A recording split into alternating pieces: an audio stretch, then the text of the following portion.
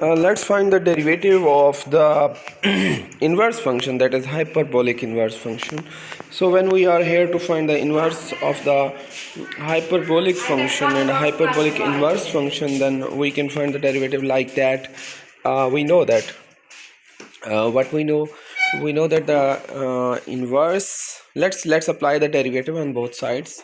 So when we apply the derivative on both sides, and then after applying the derivative, we shall recall a formula that says that tangent hyperbolic inverse x equal to 1 over 1 minus x square. So that you should keep that formula in mind.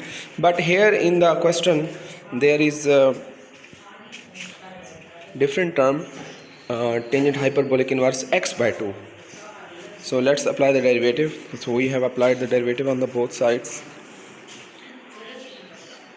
and now we know that by following the process we have find the derivative of the tangent hyperbolic inverse, that is 1 over 1 minus x square by 2 square, and then we find the derivative of the angle of the tangent, that will be 1 by 2.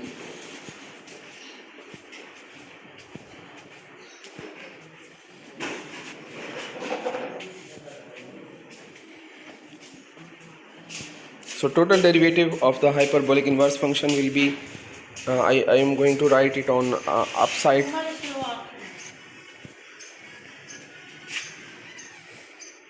That will be 1 over 4 minus x square into 1 by 2. So that is the total derivative of the function.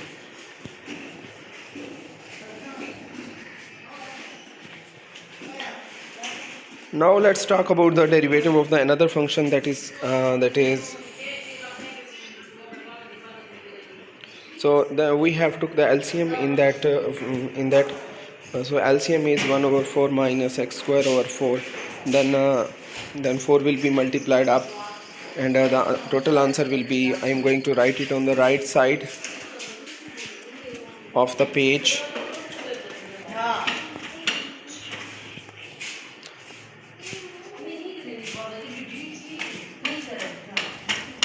Now let's take the derivative of another function, that is ln of cot hyperbolic x. But we know that the derivative of the cot is minus cosecant square hyperbolic x. So by that method we can take the derivative very easily. So let's show it on the right side of the page, that what is the derivative of the tangent hyperbolic inverse x by 2. So that is the final derivative. We shall cut the 2 with the 4, and that will be the result, 2 over 4 minus x square.